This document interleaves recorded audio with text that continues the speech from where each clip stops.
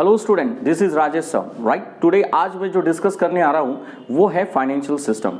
आप और मैं आज हम लोग क्या करेंगे तो इंटरैक्टिव वे से फाइनेंशियल सिस्टम को समझने की कोशिश करेंगे। दोस्तों, ये जो आप लोग जो टॉपिक सीख रहे हो ना, ये आपके सिलेबस का एक हिस्सा है। और जैसे कि आप जानते हो कि मैं आपको डेफिनेटली आपका सिलेबस ही पढ़ाने आया हूँ, तो लेकिन हमारा जो कंटेंट है that is arrange in the good format. तो हम लोग ने एक ईजी वे से इसको एक्सप्लेन करने की कोशिश करी है। तो ये जो नोट्स आप लोग अभी स्क्रीन पे थोड़ी देर में देखेंगे जब मैं लेक्चर स्टार्ट कर रहा हूँ, तो उसमें आपको मैं काफ़ी अच्छे इफेक्टिव पॉइंट्स मैंने प्रोवाइड किए और एक इजी लैंग्वेज में हम लोगों ने आपको सारी चीज़ अवेलेबल करवाने की कोशिश करी है। तो दोस्तों, अभी इस लेक्चर में आप मेरे साथ बने रहिए और इस लेक्चर में आप बिल्कुल टू द पॉइंट थोड़ा ध्यान रखिए। और हमारे लेक्चर में हम लोग काफ़ी ज़्यादा स्लो और अच्छे से इस टॉपिक को समझने की कोशिश करेंगे। तो चलो दोस्तों, विदाउट वेस्टिंग अ टाइम हम शुरू करते हैं हमारा लेक्चर। हाँ स्टूडेंट, तो यहाँ पे आप देख सकते हैं आपकी स्क्रीन पे, आप लोगों को मैंने स्क्रीन पे दिखाया कि फाइनेंशियल सिस्टम की ये नोट्स हमारी है। ओके, तो आज हम इस कंटेंट को देखते हुए टू द पॉइंट हर चीज को समझते हुए जाएंगे। Is this clear? नाउ सबसे पहली चीज क्या सीखनी है हमको? सबसे पहली चीज हमको इस लेक्चर में आज ये सीखनी है कि what is mean by finance and then what is mean by the financial system. Okay, तो सबसे पहले बेटा दो वर्ड का ऑपरेशन आज हम लोग कर लेंगे। ऑपरेशन मतलब it's very important to do the operation. Okay, now let's find, I am telling you about what is finance. Okay, तो हम लोग सबसे पहला वर्ड सीखेंगे बेटा फाइनेंस क्या होता है। फाइनेंस का मतलब होता है डेफिनेटली मनी, मतलब कि यहाँ पर पैसे का मैनेजमेंट को बोलेंगे हम फाइनेंस। यानी कि finance is all about your money, how you collect it and how you invest it, how you receive it and how you invest it. Yes or no? So that is what all about a money. Okay, so when your money you put into some product that is for the investment purpose. Okay, so that when you put your money for the investment for getting some returns and reward over it, means for getting some returns and reward over it. Okay, so when you put your money for the investment to get some reward, तो दोस्तों इसका मतलब क्या हुआ कि आपने अपने पैसे को आपने एक सिस्टम में डाल दिया सो दैट कि आपको बेनिफिट्स मिले, सो दैट कि आपको रिटर्न्स मिले। Is this clear? तो लेकिन आपका पैसा आपने जो इन्वेस्ट किया है, तो क्या वो पैसा आपका सेफ है? मतलब कि आपका पैसा सेफ है, ये वो जानना जरूरी होता है। तो सेफ कब होगा? जब आपको कोई बॉडीज सपोर्ट करेगी, कोई आपको अथॉरिटी सपोर्ट करेगी, कोई लीगल सिस्टम आपको सपोर्ट करेगा। Is this clear? तो दैट इज व्हाई कि हमारे देश के अंदर में एक फाइनेंशियल सिस्टम बना हुआ है। वो फाइनेंशियल सिस्टम को अभी हम लोग समझेंगे कि फाइनेंशियल सिस्टम का फ्रेमवर्क एक्चुअली है क्या। Is this clear? नाउ फिर से एक शॉर्टकट में आपको एक चीज मैं पहले बोल देता हूँ कि दोस्तों देखो, हम लोग एज एन इन्वेस्टर हैं अपने कंट्री के अंदर, हम अपने पैसे का पैसा बनाना चाहते हैं, तो हम अपने पैसे को कमाते हैं। हार्ड अर्न मनी जो होता है लोगों का, वो लोग कमाते हैं, सेव करते हैं और उस पैसे को बढ़ाना चाहते हैं बिकॉज वो अपनी लाइफ को सर्वाइव करना चाहते हैं और अपने जो प्रिकॉशनरी मोटिव्स है और अपने जो स्पेकुलेटिव मोटिव्स है और अपना जो प्रॉफिट अर्निंग मोटिव है वो उसको पूरा करना चाहते हैं। इसलिए मतलब कि आप जैसे लोग, आपको भी बहुत बड़ा बनना है, आपको भी बहुत करोड़पति बनना है, आपको भी रेस बनना है, तो आप अपने पैसे को पैसा मतलब डबल कैसे करोगे, ट्रिपल कैसे करोगे, आप अपने पैसे से अच्छा रिटर्न कैसे बनाओगे, आप अपने पैसे को सेफ कैसे रखोगे, आप अपनी सेविंग्स को कैसे बढ़ाओगे। तो दोस्तों डेफिनेटली अर्निंग तो आप करते हो, अर्निंग करने के बाद अपने पैसे आप कहाँ रखते हो? बैंक में रखते हो। इसलिए घर में रखते हो तो that is your risk, because चोर आएंगे चोरी करके ले जा सकते हैं। इट्स वेरी फनी, ऐसा ना कि आप घर में रखोगे तो आपको डर बस यही रहता है कि आपके पैसे कहीं चोरी ना हो जाए। लेकिन अगर आप अपना पैसा बैंक में रखते हो या फिर अपना पैसा किसी कंपनी में इन्वेस्ट करते हो या फिर आप अपना पैसा किसी इंस्टीट्यूशन के किसी फंड में इन्वेस्ट कर देते हो, इसका मतलब होता है कि आपके पास there are the various mode of options you have available to make the investment of your money so that at least you can get the return and you can keep your money safe. आप अपने पैसे को safe रख सकते हो। Yes और no? So that is why I want to tell you the one thing, the system is very important and the framework of the system is again a most important. Okay, the system is said what? तो हमारा जो financial system बना हुआ है वो investor, मतलब कि जो पैसा सेव करता है, यानी कि इन्वेस्टर्स को बोलते हैं। और उसके बाद इंस्टीट्यूशंस, मतलब कि जिनके जरिए या जिनके थ्रू हम अपने पैसे को इन्वेस्ट करते हैं या जिनके पास हम अपने पैसे को इन्वेस्ट करते हैं। और एक होता है कॉर्पोरेट्स और कंपनी, क्योंकि आपका पैसा अल्टीमेटली ऑर्गेनाइजेशंस एंड कंपनी यानी कि नीडी लोगों को मिलता है। Is this clear? मतलब I can say the investor here means what, तो बेटा जिसके पास क्या है, सरप्लस है, मतलब पैसा ज़्यादा है, जो अपना पैसा सेव करना चाहता है, इन्वेस्ट करना चाहता है, किसके पास, इंस्टीट्यूशंस के पास, यानी कि इंस्टीट्यूशंस को देना चाहता है। फिर इंस्टीट्यूशन बेटा ये पैसे किसको देता है, कंपनीज को देता है या किसी बिजनेस को देता है या किसी पर्सन को देता है जिसकी वो नीड है। This is clear? लेकिन ये तो सिर्फ खेल हुआ किसका, इन्वेस्टर और कंपनी के बीच का। लेकिन ये सिस्टम के अंदर में, ये सिस्टम है, ये सिस्टम का एलिमेंट है, मैं जो आपके साथ डिस्कस कर रहा हूँ ये सिस्टम है, ये सिस्टम का एलिमेंट है। तो इन्वेस्टर और कंपनी और इंस्टीट्यूशंस, ये तीन कंपोनेंट हो गए, राइट। अब इसके बीच में क्या हो रहा है, तो जरा मैं आपको समझाता हूँ। इमेजिन करते हैं एक एग्जाम्पल लेके कि मिस्टर राम ने एक कंपनी के अंदर एक बैंक में पैसे डाल दिए, तो वो बैंक के मैनेजर ने फ्रॉड कर लिया, पैसे लेके भाग गया। तो भाई वो चिल्लाते हुए गया किसके पास, पुलिस स्टेशन में गया, बोले हाय राम मेरा पैसा लूट गया, भाई साहब मेरा पैसा रिकवर करा दो प्लीज़, क्योंकि वो बैंक का मैनेजर मेरे पैसे लेके भाग गया, मैंने बहुत मेहनत से कमाया था, मेरे 10-40 लाख रुपए उस बैंक में रखे थे। तो वो पुलिस बोलेगी कौन था वो, क्या था वो, एफआईआर लिख लेंगी और फिर उसको ढूंढने की कोशिश करेंगे। यहाँ तक ठीक था कि पुलिस आपके पास अवेलेबल है, लेकिन पुलिस उसको खोज के कहाँ तक खोजेंगे और कैसे खोजेंगे, और भग गया तो गए आपके पैसे। इसलिए अगर उसने देश छोड़ दिया और वो भग गया तो फिर आपके पैसे तो मिलना थोड़ा डिफिकल्ट है। चलो ठीक है, एक सेफगार्ड आपको मिल गया कि पुलिस स्टेशन अवेलेबल है। लेकिन अब आप ट्रस्ट कैसे करेंगे कि बैंक में पैसे रखने चाहिए कि नहीं रखने चाहिए, क्योंकि कोई बैंक मैनेजर लेके भाग सकता है। अच्छा ठीक है, किसी म्यूचुअल फंड इंडस्ट्री में आप पैसा लगाना चाहते हो तो आपको वहाँ डर लगता है। उसके बाद आप किसी कॉर्पोरेट्स को किसी लोन देना चाहते हो तो मतलब कि डिबेंचर्स में पैसे लगाना चाहते हो तो वहाँ डर लगेगा आपको, या किसी शेयर्स में पैसे इन्वेस्ट करना चाहते हो तो वहाँ डर लगेगा। किसी ब्रोकर के पास डिमैट खुल के आप अपने 5 लाख 10 लाख 15 लाख रुपए शेयर्स में इन्वेस्ट करना चाहते हो तो वहाँ डर लगेगा। तो ये सारी चीज़ों को प्रोटेक्ट करने के लिए हमारे सिस्टम के अंदर में एक काफ़ी अच्छी प्रोविजन है जिसको हम लोग बोलते हैं लीगल प्रोविजंस है। तो ये लीगल प्रोविजन से भी हमारा लीगल सिस्टम मतलब कंपोनेंट में आता है, यानी कि कंपोनेंट में इन्वेस्टर आ गया।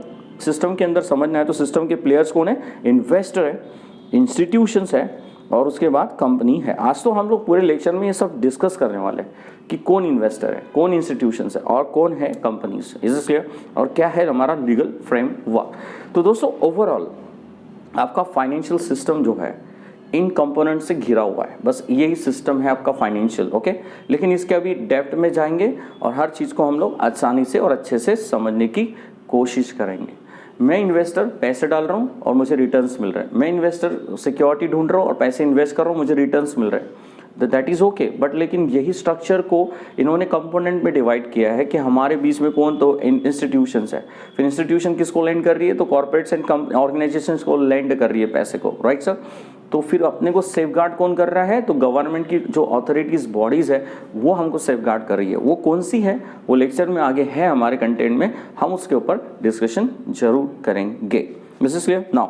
अब आपके सामने जो स्क्रीन पे बेटा लेक्चर मतलब स्क्रीन पे जो मैंने आपके सामने दे रखा हूँ तो आप उसको चेक कर सकते हैं। स्क्रीन पे हम लोगों ने थ्योरी लिखी है, तो पहले मैं आपको इसको इरेज कर देते हैं so that it looks very convenient to you to read all this things. Oh, quite difficult I am finding here. So don't worry, no matter at all. So let's move.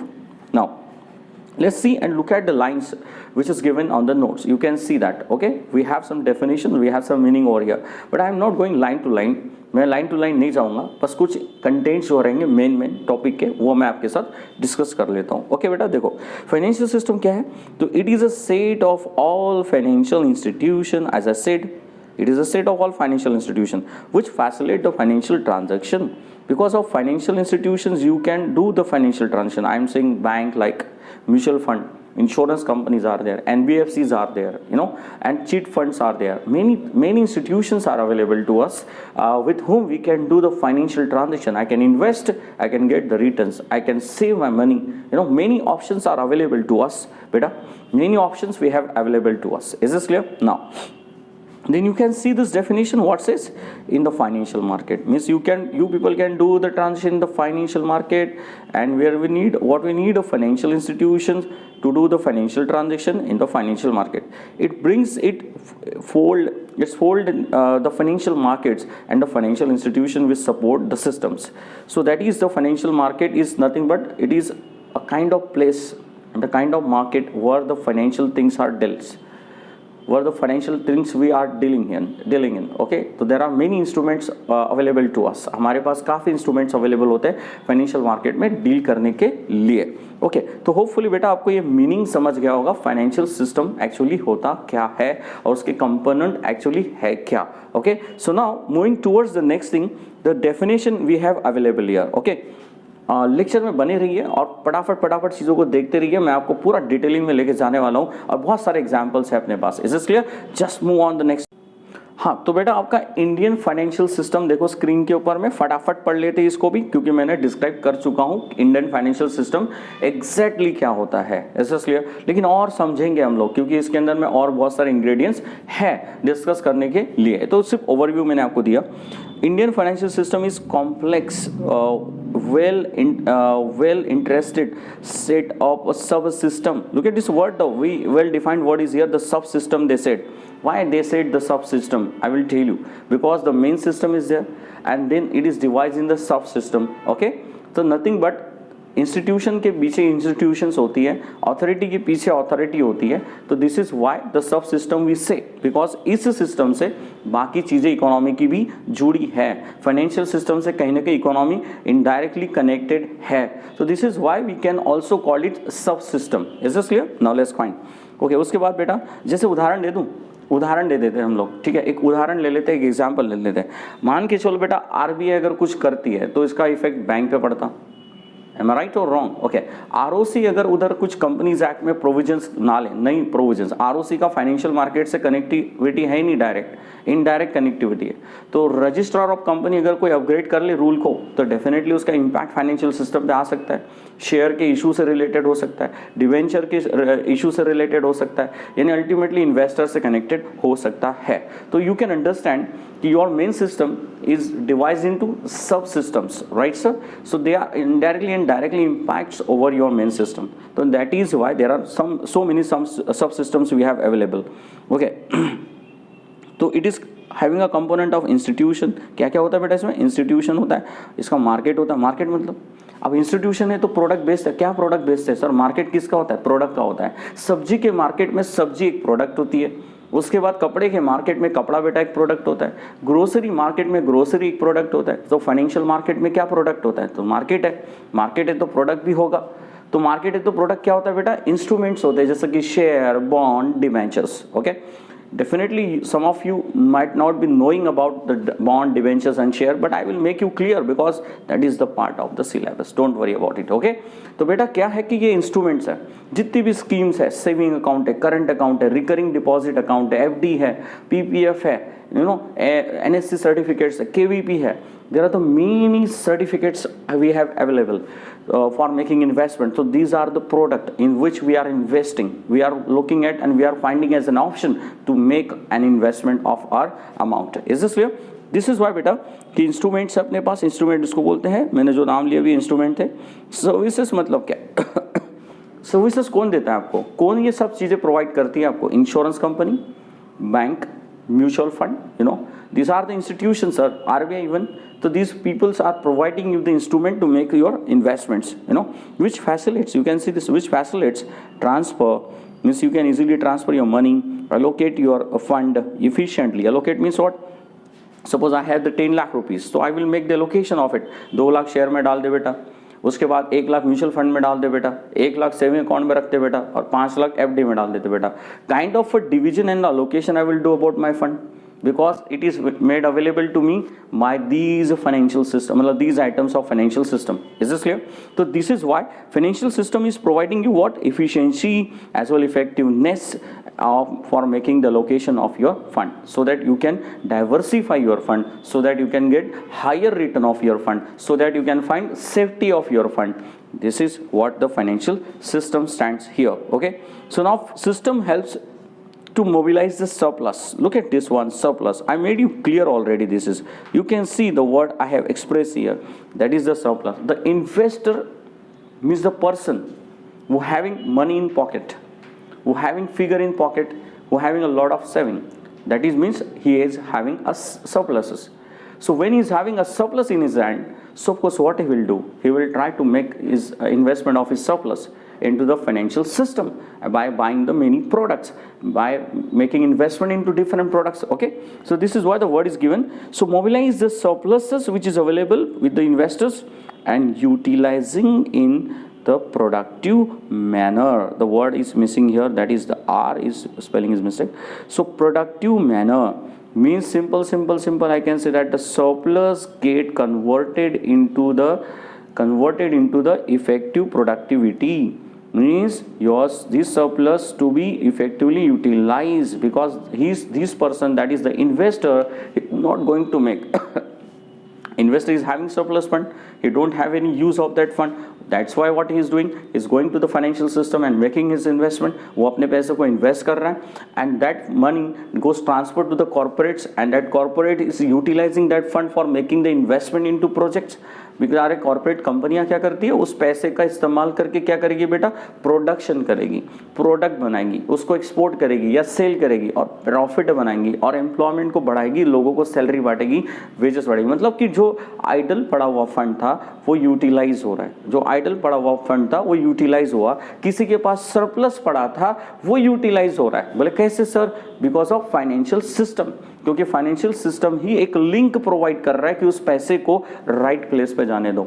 Is this clear? उस पैसे को right place पे जाने दो, so that कि we can gain the more returns. तो that is why it is facilitated by the financial system. That's a benefit we are availing from the financial system. So I hope that कि आपको ये definition clear हो गया है. Is this clear?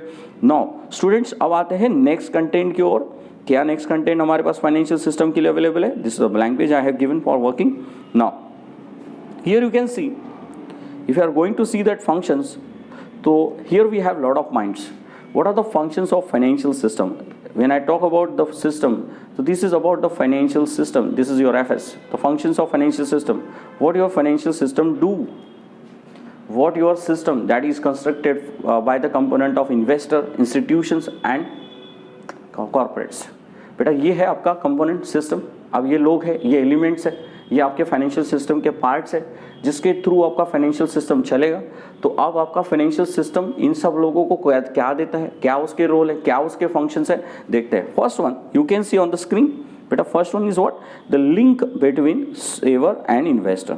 As I said कि system आपको provide करता है, जिसके पास पैसा ज़्यादा है बेटा वो क्या कर लो, इन्वेस्ट कर लो. Is this clear sir? ये कौन प्रोवाइड करेगा आपको? अपने कंट्री का फाइनेंशियल सिस्टम करेगा. Is this clear? कि जिसके पास ज़्यादा है तो आप ढूंढ लो, बहुत सारे इंस्टीट्यूशंस अवेलेबल है, आप ढूंढ लो भाई कहाँ पे आपको पैसे लगाना है. शेयर्स में लगाना है, डेब्ट सिक्योरिटी में लगाने हैं, बैंक में सेविंग में करने, एफडी में डालने के, पीपीएफ में डालने के, एनएससी में डालने. Lot of option is provided to you by the financial system. तो फाइनेंशियल सिस्टम क्या करता है बेटा? पहला पॉइंट, लिंक प्रोवाइड करता है. किसको? इन्वेस्टर को. किसके लिए? इन्वेस्टमेंट के लिए. Is this clear?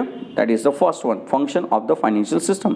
Number two बेटा क्या करता है फाइनेंशियल सिस्टम आपका? देखो, review the performance of the market and the product. Okay okay okay, ये तो बहुत इंटरेस्टिंग चीज़ है. इसमें तो मैं आपके साथ शेयर मार्केट शेयर डिस्कस कर सकता हूँ. Review the performance of market and product. Okay, listen and fine, you know very well financial stock market क्या होता है. ऊपर जाता है कभी कभी, नीचे भी आता है कभी कभी. Is this clear? मतलब वो मार्केट है, तो तुम्हारा सिस्टम बता रहा है कि भाई तुम्हारी इकोनॉमी डाउन हो रही है, इसलिए मार्केट भी गिर रहा है. Is this clear? और जब अप हो रहा है तो इसका मतलब होता है कि लोगों के पास पैसा बहुत है, मोर इन्वेस्टर्स बढ़ रहे हैं, मतलब फाइनेंस बढ़ रहा है, कंट्री में पैसा आ रहा है, तो शेयर्स के रेट ऊपर जा रहे हैं. तो इस इंडिकेटर, तो वही उसने बताया यहाँ पे कि ये मार्केट का परफॉर्मेंस बताता है और प्रोडक्ट के बारे में भी बताता है कि कौन से प्रोडक्ट्स में कैसे रिटर्न्स आपको मिल रहा है, कि डेट में क्या मिल रहा है, सेविंग पे रिटर्न क्या आ रहा है, आपके शेयर्स मार्केट में रिटर्न आपको क्या आ रहा है. रिटर्न बेटा मतलब यहाँ क्या होता है, जो मेरे नॉन कॉमर्स भाई है यहाँ पर बैठे हुए, तो उनको बता दूं मैं कि रिटर्न्स का मतलब होता है कमाई. मतलब कि आपने लगाया तो मिला कितना, आपने इन्वेस्ट किया तो आपको आया कितना, दैट इज कॉल्ड रिटर्न्स. तो आपको फाइनेंशियल मार्केट रिटर्न्स के बारे में भी आपको रिपोर्ट करता है कि वो प्रोडक्ट कैसे परफॉर्म कर रहा है. तो this is given to us, this is provided to us by the financial system itself only. Is this clear? Now let's move to the next point. तो बेटा तीसरा पॉइंट क्या है हमारा, जरा वो चेक करते हैं। Provides payment mechanism, you can see this provide payment mechanism. बताने की जरूरत है क्या, आपका फाइनेंशियल सिस्टम क्या करता है, तो आपके लिए पेमेंट मैकेनिज्म भी बनाता है। चलो मैं आपको एक छोटा सा सिंपल सा उदाहरण देता हूँ, बहुत है उदाहरण और बहुत सारे मोड से एग्जाम्पल है। जैसे पेटीएम, अमेजोन पे, उसके बाद आपका गूगल पे, इज दिस क्लियर, उसके बाद फोन पे, ये आपका फाइनेंशियल सिस्टम के एक मीडिएटर है जिसके थ्रू आप लोग पैसे की लेन देन करते हो। मतलब पैसा आता है और पैसा बेटा जाता है, इस पॉकेट से उस पॉकेट में पैसा क्या होता है, ट्रांसफर होता है। और आपको ये भी पता होगा कि आप लोग इनके जरिए म्यूचुअल फंड में भी पैसे ट्रांसफर कर सकते हो, इज दिस क्लियर, और इसके जरिए आप लोग शेयर्स के अंदर पैसे भी ट्रांसफर कर सकते हो। तो this is what I can say that the payment mode also provided by you to the by the financial system, पहला चीज। दूसरा उदाहरण, अगर मैंने शेयर्स में पैसे लगा दिए हैं तो मैंने शेयर सेल किए, तो भाई मेरा पैसा कौन मुझे देगा, है ना। तो फाइनेंशियल सिस्टम यानी कि जो ब्रोकर है, ब्रोकर, वो मुझे पैसा मेरे अकाउंट में ट्रांसफर करवा के देता है जितने मैंने शेयर सेल आउट कर दिए हैं, उनके जरिए ही हम लोग पैसे की लेन देन करते हैं। जैसे अच्छा तीसरी चीज बताता हूँ कि बैंक आपके पैसे अपने दूसरे अकाउंट में ट्रांसफर करवा के देती है। मतलब कि this is nothing but financial institutions are a part of the payment system, is this clear. तो ये हमारा फाइनेंशियल सिस्टम हमको पेमेंट मैकेनिज्म बना के देता है। So let's come for the next fourth point, transfer of resources across the borders. Like what is this, resources across the border. तो when he is using this word, it means he is defining what, कि India is dealing with America or Indian investor is investing into America, or I can say that American investor investing into the India. Is it possible? Of course. I can tell you the one thing, this is a very good thing that I am going to tell you, that FII. Do you have heard about any FIIs? FII stands for what? Foreign Institutional Investor. Okay, once again listen it, Foreign Institutional Investor. You know, if you are going to see the most of the FII who are investing into India on the daily basis, around 2,000 5,000 crore they invest into India. So I can recent report I can give you. Yesterday FII has invested 4,850 crores near about in Indian stock market. So is it possible? Yeah, it is possible. They can make the investment into India because the system is designed like that. बेटा system ही वैसा बना है हमारा कि हम लोग foreign के लोग आ सकते हैं हमारी फाइनेंस मिनिस्ट्री से परमिशन लेकर, फिर अपने स्टॉक मार्केट में पैसे इन्वेस्ट कर सकती है डायरेक्ट, बस क्लियर। तो this is what, who has provided this, the financial system has provided this. तो ये अक्रॉस द बॉर्डर चल सकता है, right sir. Without switching to the points we are moving to the next, क्योंकि हमारे पास discuss करने के लिए बहुत सारी बातें और आगे है, and I will go definitely in detail, don't worry about it. Okay, now सिर्फ अभी एक ओवरव्यू चल रहा है इसलिए ओवरव्यू पॉइंट ऑफ व्यू से हम डिस्कस कर लेते हैं। नाउ बेटा managing and what, controlling, managing and controlling of risk, who do this boss, who control and manages your risk, है ना। Financial system control and manages your risk, how it is, when I से system, तो definitely institutions are there. So institutions are there who are giving you advices,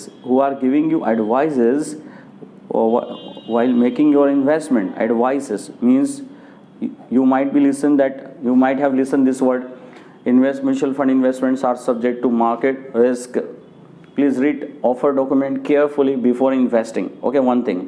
So this statement itself is defining that just be aware about the risk, number one. Second, when you go and purchase any scheme of the mutual fund, so that brochure, that prospectus gives you all the details about that schemes, and it tells you where they will invest, in which kind of security they will invest, and how they will make your money. And every time, every month they provides your financial statement, that is the report of your investments, means so that you can have the supervision on your investments amount. means आपके investment amount के ऊपर में क्या होना चाहिए बेटा, supervision होना चाहिए कि आप लोग प्रॉफिट में हो कि लॉस में हो। तो many kinds of alerts is also available, you know। तो ये सारी बातें आपके फाइनेंशियल सिस्टम में आपको प्रोवाइड की है, तो जिसके वजह से बेटा आप अपने शेयर्स के मतलब अपने पैसे को आप कंट्रोल एंड मैनेज कर सकते हो। चलो ठीक है, आप इन्वेस्ट नहीं कर सकते स्टॉक मार्केट में, तो म्यूचुअल फंड के जरिए आप इन्वेस्ट कर सकते हो स्टॉक मार्केट के अंदर में, और वो आपको बार बार हाईलाइट कर देते भाई रिस्क की है, थोड़ा देख कर, कहीं ना कहीं अलर्ट, कहीं ना कहीं सिंबल, कहीं ना कहीं सिम्बॉटिक सिचुएशंस दिखाई देती है। जो स्टॉक मार्केट गिर रहा होता है तो उसका इंडेक्स नीचे नीचे जा रहा होता है, नोटिस हो रहा होता है। तो इसका मतलब the investor can get aware, अरे भाई मार्केट गिर रहा है, थोड़ा रुक जाते हैं, मतलब पैसे इन्वेस्ट किए निकाल लेते हैं क्योंकि मार्केट फॉल हो रही है। This is clear. So this is why some kind of control you have available here, some kind of management that you can do with your investment. So there are many things available to us to control and manages our risk. Okay, आगे बढ़ते बेटा। चलो, next point is what lowering cost of a transaction. Okay, now how you can lower the cost of transaction? Listen it. I can tell you about it. Suppose a RAM. ठीक है बेटा, ये वाला example मैं आपको समझाऊंगा अच्छे से। देखो बेटा, राम के पास है ना कितने रुपए है बेटा, मान लेते हैं 10 लाख रुपए है, ठीक है। तो आप बेचारा क्या करता है, तो बेचारा बैंक में पैसे डालता है, सेविंग कर रहा है, ये गरीब आदमी है, देख सकते हैं आप लोग 10 लाख रुपए बैंक में डाल रहा है पैसे ये। ओके, तो बेटा बताओ बैंक में पैसे डालेंगे तो बैंक क्या करती है, इंटरेस्ट प्रोवाइड करती है। लेकिन मेरे को एक बात बताना, आप चार्जेस ले रही है क्या बैंक आपसे, कि पैसे सेविंग में रखने के कोई चार्जेस आपसे ले रही है? नो, मतलब bank is not taking any charges. Saving account की बात कर रहा हूँ मैं, करंट अकाउंट की बात नहीं कर रहा। सेविंग अकाउंट में आपसे चार्जेस ले रहे हैं क्या? नहीं ले रहे। लेकिन अभी गवर्नमेंट अपग्रेड करने वाली रूल ऐसे सुनने में आया है कि बैंक मतलब ट्रांजेक्शन चार्ज भी लगाएगी, यानी कि पैसे डाले तो चार्ज, निकाले तो charge, like kind of. Okay, क्योंकि गवर्नमेंट की नज़र उस चीज़ पे भी है। तो लेकिन जो बेटा फिलहाल तो चार्जेस नहीं लग रहे हैं ना, तो इसका मतलब आपको तो फ्री में पैसे मिल रहे हैं, ब्याज वैज, आपका पैसा भी सेफ हो गया और इंटरेस्ट भी आपको आ रहा है। ओके, अच्छा बेटा, एफडी करते तो कौन से चार्ज लगते हैं आपके, कोई चार्ज लगते हैं क्या? नो, मतलब कि आपकी कॉस्ट ऑफ ट्रांजैक्शन जो है वो क्या है, काफ़ी लो है, मतलब काफ़ी कम है। You can understand what I से, कॉस्ट ऑफ ट्रांजैक्शन बेटा आपकी क्या है, लो है। चलो शेयर मार्केट का एक उदाहरण देता हूँ। स्टॉक मार्केट में बेटा क्या होता है, 0.125% का आपको एसटीटी लगता है, मतलब कि एसटीटी इन द सेंस होता है सिक्योरिटी ट्रांजैक्शन टैक्स, आपको नियर अबाउट लगता है 0.125% ऐसे। ओके, मतलब बेटा बहुत कम परसेंट होता है। मतलब अगर इसको मैं 1 लाख के ऊपर निकालने जाता हूँ, 1 लाख रुपए का मैंने ट्रांजैक्शन किया, तो इसका 0.125% अगर मैं निकालता हूँ तो कितना होना चाहिए, गेस इट। अगर इसको 2 0 और लगा देते हैं तो इसका मतलब ये might be 125 rupees I think on the over the 1 lakh rupees, if I'm right, I don't know, but even I'm telling you that around maybe 12.5 रुपया भी हो सकता है और ये 125 रुपीज़ भी हो सकते हैं, यानी कि 1 लाख में मात्र 125। It means they are charging and taking the charges, but it is a lower cost, I will say it is a very least cost they are taking from you.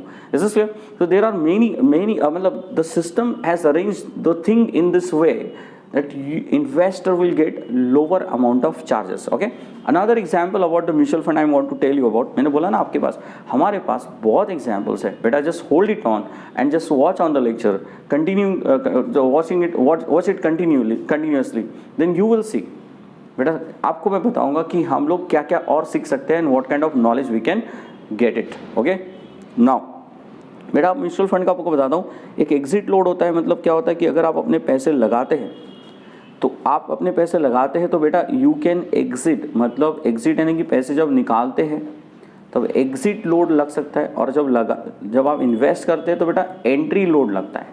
Entry load ये क्या होता है, दोनों एक साथ नहीं लगता, एक तो एंट्री नहीं तो फिर एक तो एग्जिट। तो अब तो एग्जिट चल रहा है, मतलब एंट्री लोड नहीं है। एग्जिट मतलब होता है कि जब आप पैसे विड्रॉ करेंगे तो आपको एग्जिट लोड लगता है, अराउंड 1% का एग्जिट लोड लगता है।